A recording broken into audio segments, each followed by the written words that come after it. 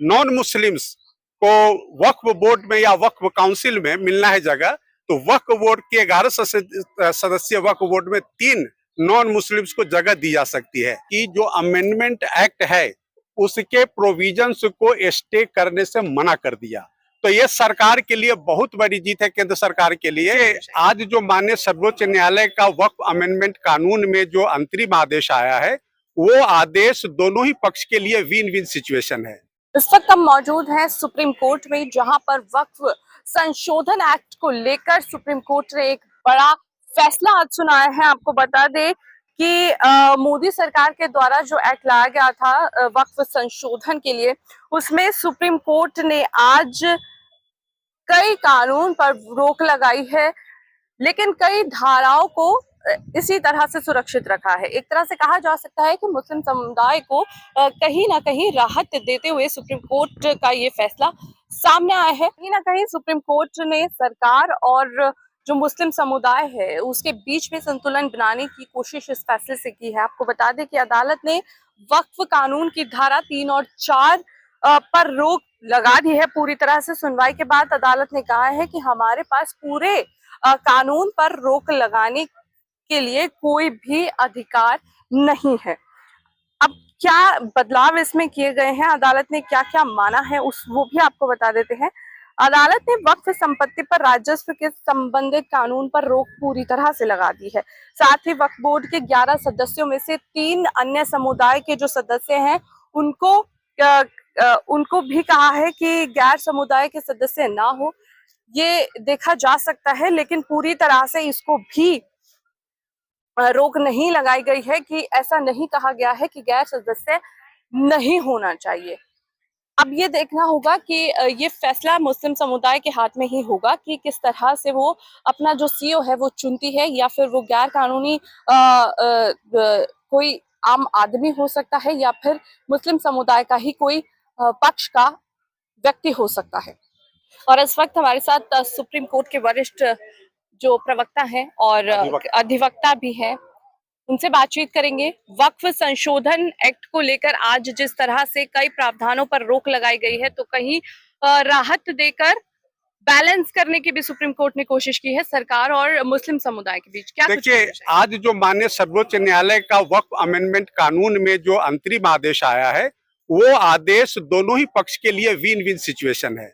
मैं बताऊं कि मोटे तौर पर आदेश को 5 खंड में बांटा जा सकता है। पहला, कि माननीय सर्वोच्च न्यायालय ने कहा कि जो अमेंडमेंट एक्ट है उसके प्रोविजंस को स्टे करने से मना कर दिया।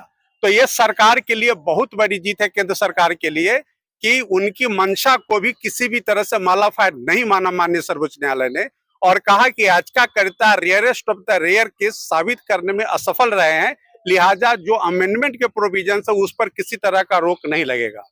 दूसरा, माननीय सर्वोच्च न्यायालय ने कहा कि जो नॉन मुस्लिम्स को वक्फ बोर्ड में या वक्फ काउंसिल में मिलना है जगह, तो वक्फ बोर्ड के 11 सदस्यीय वक्फ बोर्ड में 3 नॉन मुस्लिम्स को जगह दी जा सकती है।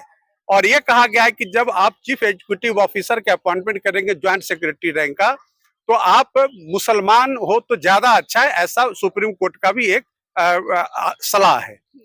तीसरी बात कही गई कि जो रेवेन्यू ऑफिसर का जो रिपोर्ट है, उस रिपोर्ट के आधार पर आप वक्फ की प्रॉपर्टी को सरकार कब्जे में नहीं ले सकती है। उसके लिए उन्हें कानूनी प्रक्रिया, जो वक्फ अमेंडमेंट कानून के तहत जो प्रक्रिया है उसका पालना करके उनको जाना होगा। चौथी बात इन्होंने कहा कि जो 5 इयर्स तक इस्लामिक लॉ प्रैक्टिस करने के बाद ही वक्फ कर सकते हैं, इस पर रोक लगा दिया है। लेकिन जो सबसे बड़ी बात है, वक्फ व यूजर या किसी भी तरह के वक्फ के रजिस्ट्रेशन पर कोई रोक आज नहीं लगाया गया है। इसका मतलब कि जो वक्फ व यूजर जो नॉन रजिस्टर्ड हैं, जो रजिस्टर्ड नहीं है, उन्हें वक्फ प्रॉपर्टी नहीं माना जाएगा। ये आज का आदेश से बहुत क्लियर हो गया है। तो ये सरकार के लिए भी बहुत ही बड़ा खुशी का बात है। जो नॉन मुस्लिम्स है उनके लिए भी बड़ी खुशी की बात है, और मुस्लिम्स को भी कुछ राहत मिला है, इसीलिए उनके लिए भी खुशी की बात है। इसीलिए मैंने कहा कि आज का जो अंतरिम आदेश है वो विन विन सिचुएशन सबों के लिए है। आपको लगता है कि मुस्लिम समुदाय को ये माननीय होगा? बिल्कुल, मुस्लिम समुदाय के को ये बल्कि खुश हैं। आपने सवेरे में देखा कि उनके तरफ से जो जो प्रतिक्रिया थी वो न्यायालय वो आदेश के पक्ष में था। तो ये जो मैंने इसीलिए कहा कि विन विन सिचुएशन सबों के लिए है। सरकार ने जो कानून लाया उस पर किसी तरह का स्टे नहीं है। सरकार के मंशा को कहीं से भी कोर्ट गलत नहीं पाया है, तो ये सरकार के लिए बहुत बड़ी जीत है। और उसी तरह से जो वक्फ काउंसिल में नॉन मुस्लिम्स को जगह दिया गया है, ताकि जो नॉन मुस्लिम्स का जो क्लेम है उसको भी सुनवाई करने, उनको नेचुरल जस्टिस ठीक से मिले और फिर वो हाई कोर्ट जा सकते हैं, ये भी रास्ता सुप्रीम कोर्ट ने खोला। तो वो जो एग्रीव्ड पार्टी है वक्फ बोर्ड के आदेश से, वो उनके लिए कानूनी प्रक्रिया का रास्ता आज स्पष्ट हो गया है। सुप्रीम कोर्ट ने ये भी कहा था कि हाँ, इसमें जितने भी कानून है सभी पर रोक लगाई जाए, ये उनका अधिकार नहीं है।